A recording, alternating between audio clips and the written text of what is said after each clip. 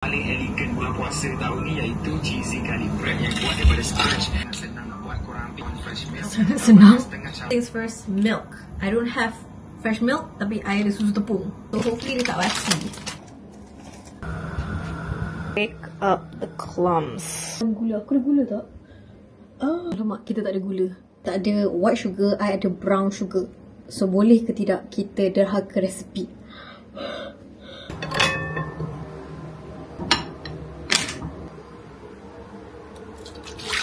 Bread flour, Japanese style, 1 cup.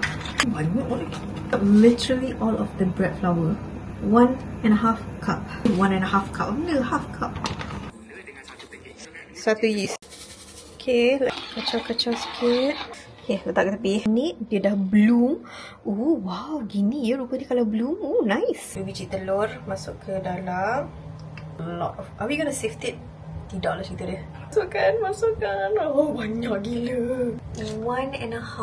Satu. By the way, this ish is very expensive. Benda ni, dia siap macam datang dengan satu contraption yang macam untuk lockkan dia. Punyalah, this is like what? RM28.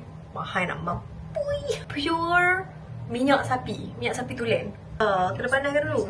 Takut nak guna benda ni. I use the same one dekat dalam Karami punya video, which is QBB. Oh, tapi memang cantik lah. Kita kena pandaikan dulu. And I should have done this before. Had I known.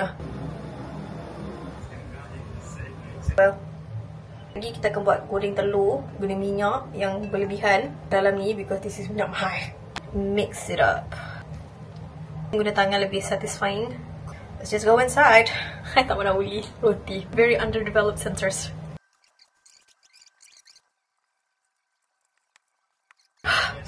Okay, let's wait for 1 hour.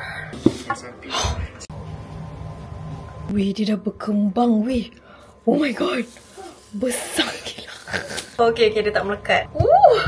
Dia rupanya seronok. Rupanya orang main dengan tepung. Potong sikit. Alright.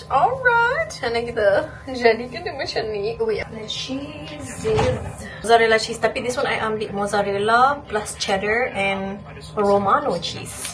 Special sikit. Peperkan. Masukkan sikit cheese. Tutup. Tutup. The time is almost 10 o'clock. 9:30. I start buat benda ni sejak pukul 7. And we're not even baking yet.